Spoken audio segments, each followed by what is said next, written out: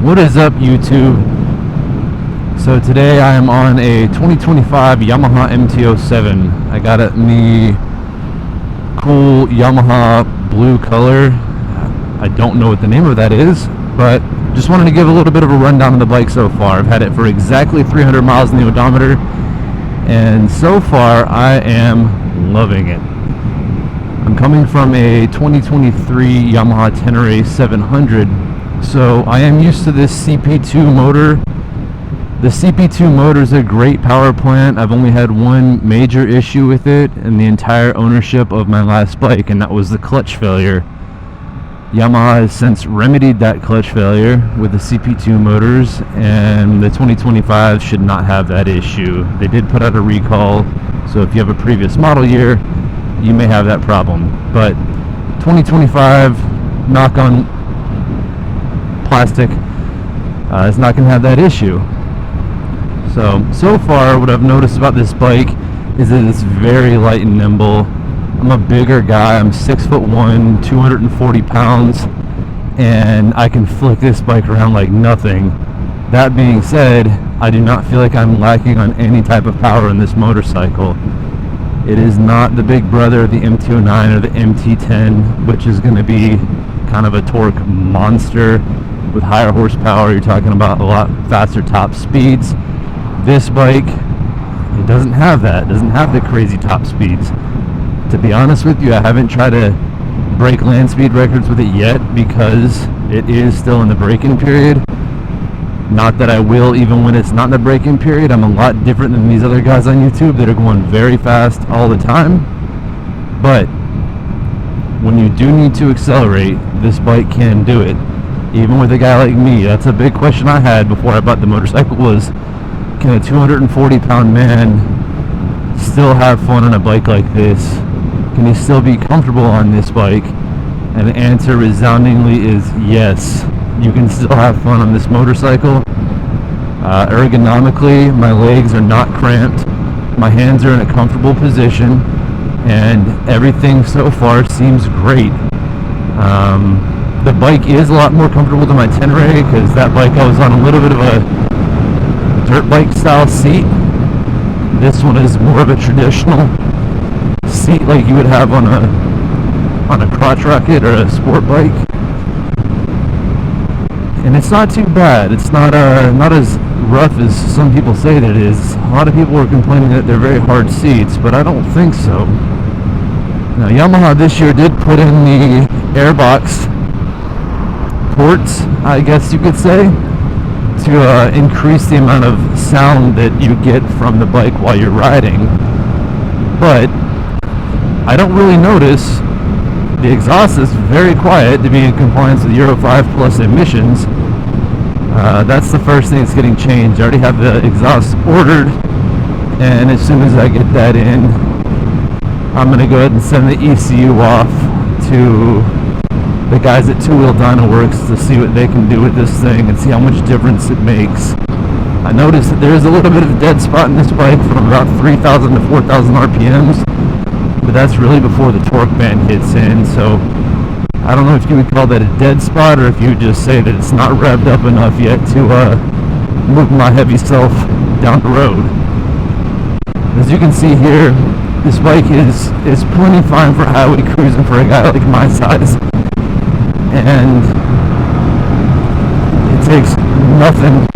You twist the throttle just a little bit in 6th gear and you're moving.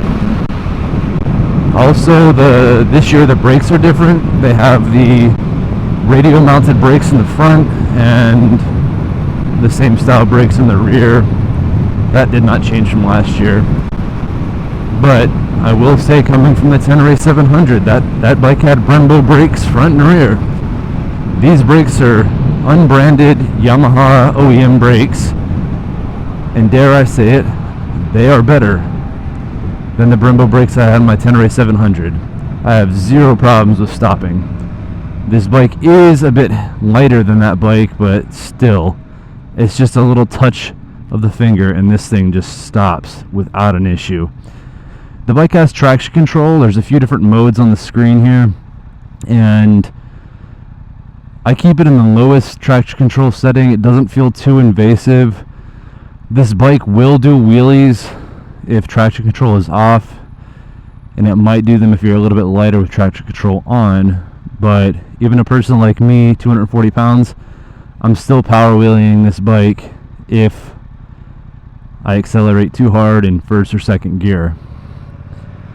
But that adds to the playfulness of this motorcycle. It's a lot of fun, especially down here in Texas where we have flat roads and not a lot of curves as I go through a curve here.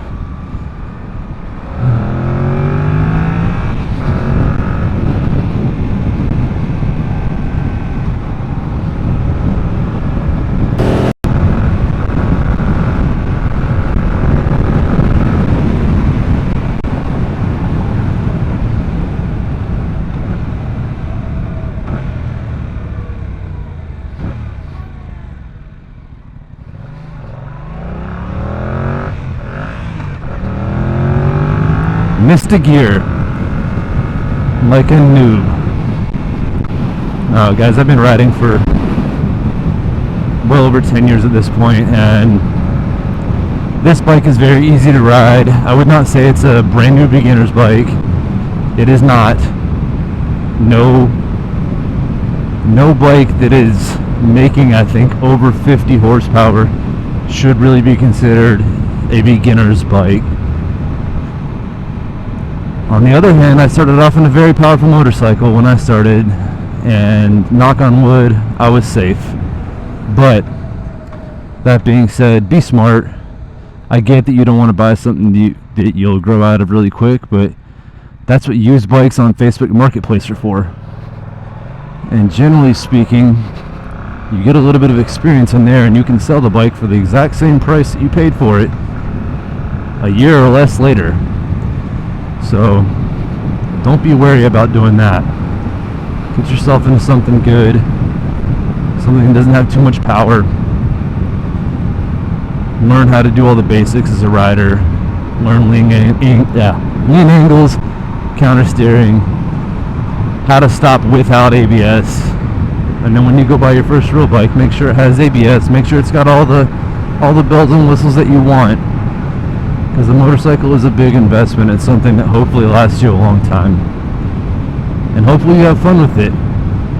Hopefully that you pick something that you'll like from the very beginning. You don't feel the need to change every couple of months like I did. But just wanted to give a quick little shout out to this motorcycle. I've been having a lot of fun with it. It's playful, it's agile. And from the factory, it is restricted, but I don't feel like it's excessively restricted like some of the Japanese super sports come. This one still has enough juice in it to make you excited.